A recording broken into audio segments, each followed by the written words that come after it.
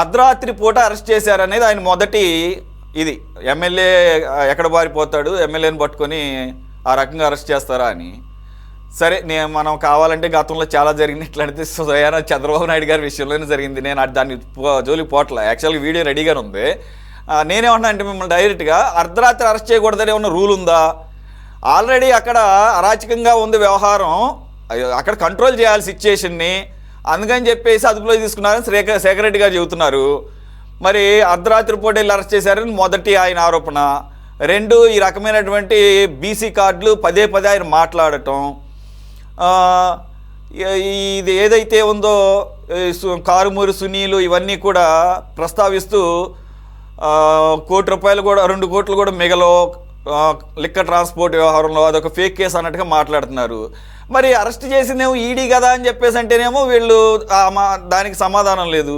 జగన్మోహన్ రెడ్డి గారు మర్చిపోతున్నారా ఏ కేసు ఎవరు డీల్ చేస్తున్నారనేది, ఎవరు అరెస్ట్ చేశారనేది? లేదంటే ఆ జనాలకి ఏముందలే అలా మాట్లాడేసేసి అలా తోసేద్దాము అని చెప్పేసి అనుకుంటున్నారా? సార్, ఇవి మౌలికంగా తలెత్తే ప్రశ్నలు. అలాగే ఆయనకి లోపల జైలు లోపల ఆయన జరిగినటువంటి వ్యవహారం. మీకు మిగతా పెద్దలకు నమస్కారం అండి. ఇప్పుడు ఆలూరు వ్యవహారంలో ప్రధానంగా ఏమంటే అక్కడ తెలుగుదేశానికి వైసీపీ ఎమ్మెల్యే లేదా ఆయన వర్గానికి తగాదా ఇసుక దగ్గరండి. ఇసుక నుంచి అక్రమ సంపాదన చేస్తున్నారు. ఇది అన్ని చోట్ల జరుగుతుంది. వాళ్ళేమి పరిశుద్ధాత్ములు కాదు, వీళ్ళు ఇప్పుడు పరిశుద్ధాత్ములు కాదు. ఈ ఆధిపత్యం కోసం సాగినటువంటి దాంట్లో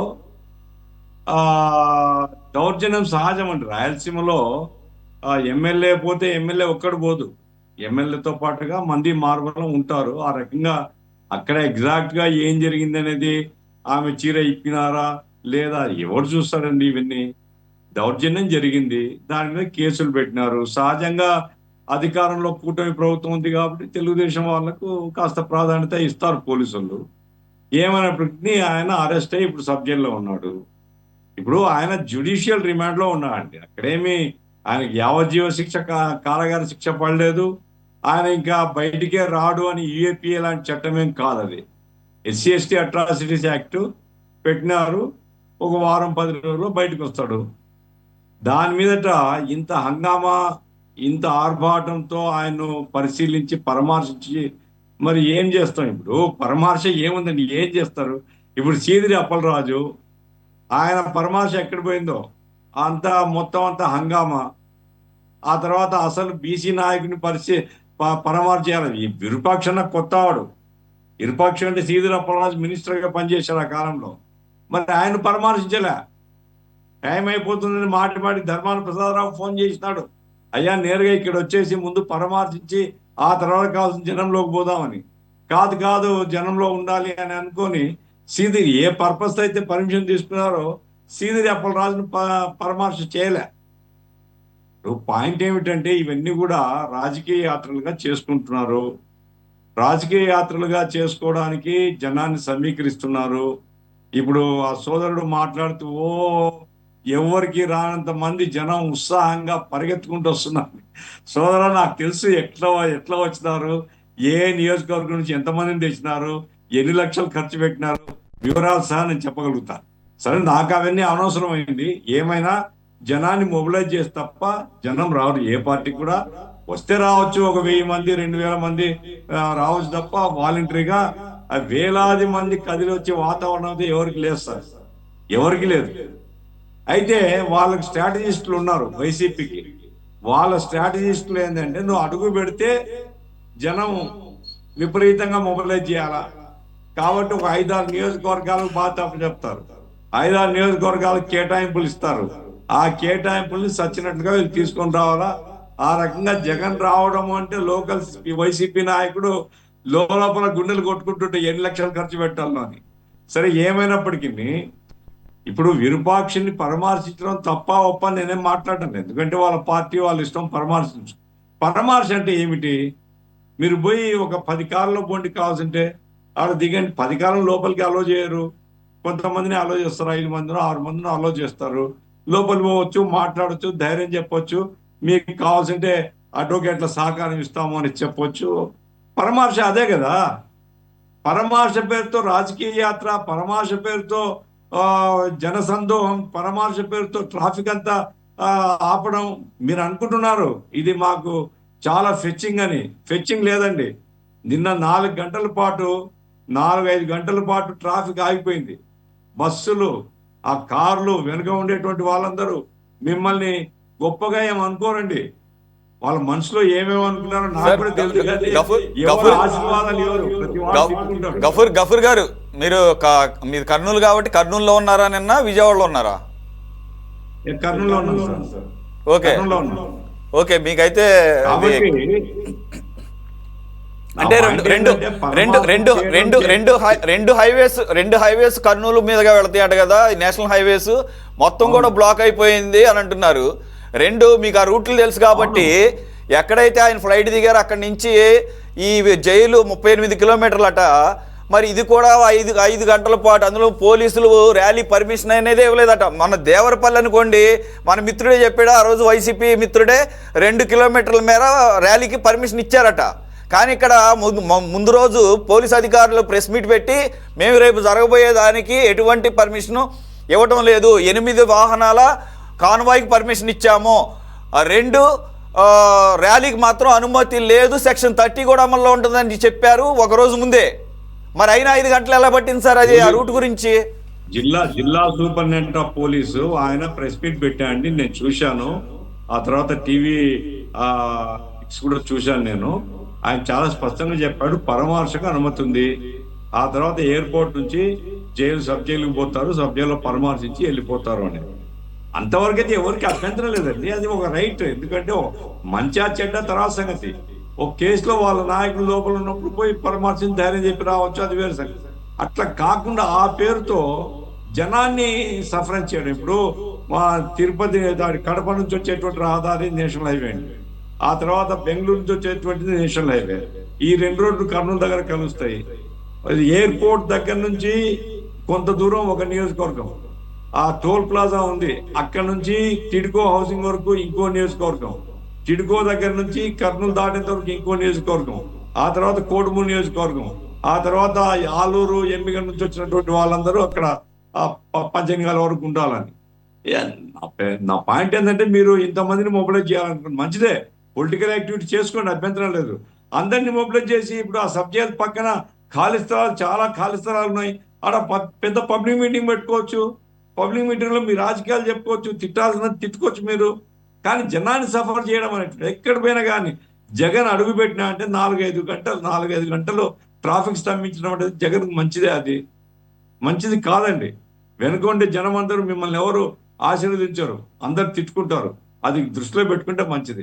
రెండవది ఏమంటే, పోలీసు ఒకరోజు ముందు చెప్పాడు ఆయన, మరి ఏమిటి యాక్షను? ఏమి లేదు. ఒకరోజు చెప్పిన తర్వాత దాన్ని మీరు ఇంప్లిమెంట్ చేయాలి కదా. పర్మిషన్ లేదు ర్యాలీకి అంటే, ర్యాలీ అంటే అందరూ రోడ్ల వైపు మీద నిలబడినారు, మోటార్ సైకిళ్ళు బుయ్యి బుయ్యి అని సైలెన్సర్లు తీసేసి. ఇదంతా కూడా షో, వాళ్ళ బలాన్ని ప్రదర్శించడం. ఇప్పుడు శ్రీకాంత్ గారు అంటున్నారు మాకు జనబలం ఉంది అని. మొన్ననే కదా సార్, 2 years కూడా కాలేదు కదా ఎలక్షన్ జరిగి. 2 years కింద జనబలం ఎంతో తేలిపోయింది కదా. ఇంకా 2 years 3 years ఉంది. మీరు ఆర్గనైజ్ చేసుకొని జనాన్ని సంపాదించుకుంటే ఎవరికేం అభ్యంతరం. కానీ ఈలోగా ఈ రకమైనటువంటి దీన్ని అరాచకం అంటారు. దయచేసి ఆత్మహత్య చేసుకుంటే మంచిదని నంబర్ 1 అండి. రెండవది ఏమంటే, ఇప్పుడు బీసీలకు చట్టం ఏ చట్టమైనా వర్తిస్తుంది కదండి. ఒక తప్పు చేసిన తర్వాత, ఇప్పుడు కారుమూరి నాగేశ్వరరావు కొడుకు 2 కోట్ల రూపాయలు తింటే బీసీ కాబట్టి తినడం కరెక్టే అనుకుంటామా మనం? తప్పు కదా. అట్లాగే సీదిరి అప్పలరాజు, నిజంగా నేను హర్షిస్తాను. సీదిరి అప్పలరాజు ఓపెన్ గా వచ్చేసి నా కొడుకు యాక్సిడెంట్ చేసినా నేను సరెండర్ చేస్తున్నా పోలీస్ స్టేషన్ కంటే ఆయన గౌరవం పెరిగిండేది. అట్లా కాకుండా ఇంకెవరు మిన్నో నెట్టి ఆ చనిపోయిన దానయ్య, చనిపోయినాడు ఒక మనిషి యాక్సిడెంట్ లో, ఆ చనిపోయిన ఎవరు పలకరించరు, పోయి ఆ కుటుంబానికి ఏమైనా సహాయం చేస్తారా? చేయరు. కాబట్టి ఏమైనా ఇటువంటి ధోరణి వల్ల రాజకీయ పార్టీలకు, రాజకీయ నాయకులకు గౌరవం పెరగదు. దయచేసి అది ఎవరైనా ఆత్మహత్య చేసుకోవాలన్న అభిప్రాయం. మంత్రి పార్థసారథి గారు వెళ్ళి పలకరించి డబ్బులు ఇచ్చి వచ్చారండి. అంటే ప్రభుత్వం తరపున ఏదో డబ్బులు సహాయం చేసి వచ్చారు. దాన్ని కూడా తప్పు పట్టారు. పార్థసారథి గారు బీసీ కాబట్టి వెంటనే పరిగెత్తారు, ప్రభుత్వం ఆయన్ని పురమాయించిందని చెప్పేసి. ఏమన్నా చేతనైతే సహాయం చేయాలి కానీ అది చేయకుండా పరామర్శ చేయకుండా పరామర్శ చేయడం. లాకప్ డెత్ కు 20 లక్షల రూపాయలు అంబటి రాంబాబు వీళ్ళందరూ ఇచ్చినారు. మరి ఇప్పుడు నా పాయింట్ ఏమిటంటే ఈ రకమైన రాజకీయాలు మనల్ని ఎక్కడ తీసుకుని పోతాయని. ఈ రకమైన రాజకీయాలు ప్రధాని రాజకీయం చేయడం, ప్రతి దాని మీద ఆవేశాలు పెంచడం, ప్రతి దాని మీద 2 గుంపులుగా చేసుకోవడం, ఇది పెద్ద ఉపయోగం లేదు. కాబట్టి 2 పార్టీలకు కూడా నేను విజ్ఞప్తి చేస్తున్నా, రాష్ట్రంలో చాలా సమస్యలు ఉన్నాయండి. నేను ఈ రోజు వైసీపీ నాయకులు వేరే సందర్భం కలిసి చెప్పినాను. నేను అయ్యా మీరు పొలం బాట పట్టండి, జగన్మోహన్ రెడ్డి గారిని మీరు బలవంతంగానే సరే పొలం బాట తీసుకొని పోండి. ఈ రోజు పంటలు ఎండిపోతున్నాయి, వర్షాలు లేవు, ఎల్నినో ప్రభావం. కాబట్టి రైతులు మీరు యొక్క స్టేట్మెంట్ ఇస్తే రైతులు హర్షిస్తారు. అరే మా కష్టాలు ఆలోచిస్తుంది వైసీపీ, మా వైపు వైసీపీ ఉంది అని. ప్రాజెక్టులు తిప్పండి, నీళ్లు లేవు చాలా ప్రాజెక్టులో. కాబట్టి ఆ రకంగా జనం సమస్యలు తీసుకొని మీరు యాత్రలు పెడితే జనమన్నా హర్షిస్తారు. అట్లా కాకుండా మీ నాయకుల్ని మీరు పరామర్శ, మరి అనంతబాబుని ఎందుకు పరామర్శ చేయలేదండి? మొన్న బోర్గడ్డ అనిల్ కుమార్ ఆయన అక్కడ కూర్చున్నాడు, నాకు అన్యాయం జరిగింది, నన్ను తెలుతుందని నన్ను పరామర్శించలేదండి. మరి అక్కడ పరామర్శ చేయాలి కదా. అట్లాగే తమ్మినేని సీతారాము నాకు లీగల్ సపోర్ట్ కూడా చేయలేదు, నేను ఉండాలని తేల్చుకుంటా అని చెప్పినట్లుగా పత్రికల్లో వచ్చింది. నా పాయింట్ ఏంటంటే ప్రతి సంఘటన వెనకాల కొన్ని కారణాలు ఉంటాయి. ఇందులో అన్యాయంగా దౌర్జన్యంగా ఏమైనా ప్రభుత్వం చేస్తే తప్పదని ఖండించాలా. కానీ అదే సమయంలో మనం కూడా అటువంటి దౌర్జన్యం పొరపాటు మన వైపు నుంచి జరగకుండా చూసుకోవాలా. ఈ పేరుతో ప్రజల్ని ఇబ్బంది పెట్టేటువంటి పని చేయకూడదు అనేటువంటిది నా అభిప్రాయం. సార్ మీకు ఆల్రెడీ కాస్త అవగాహన ఉండుంటది, జైలు లోపల ములాఖాత్ సమయంలో ఆ ప్రొసీజర్. ఇప్పుడు జైలు మాన్యువల్ ఉంటుందండి.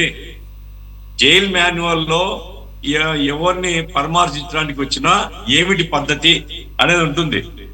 జైలు మాన్యువల్లో ఏముంది నేను చూడలేదు కాబట్టి తప్పు ఒప్పు నేను చెప్పలేను. జైలు మాన్యువల్ కు వయలేట్ చేసినటువంటి పద్ధతి ఉంటే ఈయన ఎమ్మెల్యే జగన్మోహన్ రెడ్డి గారు మాజీ ముఖ్యమంత్రి కాకుండా ఇప్పుడు ప్రెసిడెంట్ ఎమ్మెల్యే, ఆయన ప్రివిలేజ్ కమిటీకి రెఫర్ చేయొచ్చు. ప్రివిలేజ్ కమిటీ విచారిస్తుంది దాన్ని. ఏ ఎమ్మెల్యేకైనా ప్రోటోకాల్ ఉంటుంది కదా, ప్రోటోకాల్ పాటించకపోతే సివియర్ పనిష్మెంట్ ఉంటుంది. కాబట్టి ఎందుకంటే జైలు మాన్యువల్ చూడలేదు కాబట్టి జగన్మోహన్ రెడ్డి గారికి ఇట్లా జరిగిందా ఏమిటి అని నాకు తెలియదు. జైలు మాన్యువల్ వయలేట్ చేసింటే మాత్రం ప్రివిలేజ్ కమిటీకి రెఫర్ చేసి ప్రభుత్వం కూడా ఆన్సరబుల్. ప్రివిలేజ్ కమిటీకి ప్రభుత్వం కూడా వచ్చి సమాధానం చెప్పాలా. ప్రివిలేజ్ కమిటీ ప్రభుత్వం బాడీ కాదు, అది అసెంబ్లీ బాడీ. ఈ రోజు వైసీపీకి అయితే రేపు తెలుగుదేశానికి కూడా అవుతుంది కదా. కాబట్టి ప్రివిలేజ్ కమిటీ చట్టాన్ని ఖచ్చితంగా పాటించే పద్ధతిలో చెప్తుంది. ప్రివిలేజ్ కమిటీకి రెఫర్ చేయడం మంచిది. అవమానం ఉద్దేశపూర్వకంగా చేయాల్సిన అవసరం జైలు వాళ్ళకి ఏముంటది? వాళ్ళు వైసీపీ గవర్నమెంట్ లో పనిచేసిన వాళ్ళే ఇప్పుడు ఈ గవర్నమెంట్ లో పనిచేస్తున్నారు. కాబట్టి ఎవరు పైనుంచి ఫోన్ వస్తే అంత ధైర్యం ఎవరికి లేదండి. మాన్యువల్ ఉంటుంది, మాన్యువల్ ప్రకారంగా చేసినారు లేదా అనేది వెరిఫై చేయాలి.